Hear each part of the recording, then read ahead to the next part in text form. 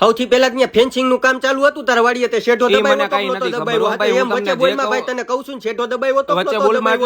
નો બોલ એટલે નો બોલ વચ્ચે નથી બોલવાનું થતું તારે હું બોલું ત્યારે મને પસંદ નથી તો તમારે માપણી વાળા બોલાવી લેવાના હોય માપણી કરાવી અરે માપણી આજકાલના થોડી કરી છે વાડીએ નાના મોટા થયા છે અમાર શેઠો દબાતો હોય અમને નો ખબર તમને ખબર પડી જાય માપણી વાળા બોલાવો ને એટલે તમને ખબર પડી જાય કે મેં દબાવ્યો છે નથી દબાવ્યો અરે પણ તો હું કરવાનું આપો તો હું કરવાનું થાય છે ઈ કયો હમ છે તૈયારીમાં રહેજે હું તને મારા આ વાંધો ને હું તૈયારીમાં જ હવે તું વાડીએ જઈને દેખાડ ને તું હાચો હું જઈને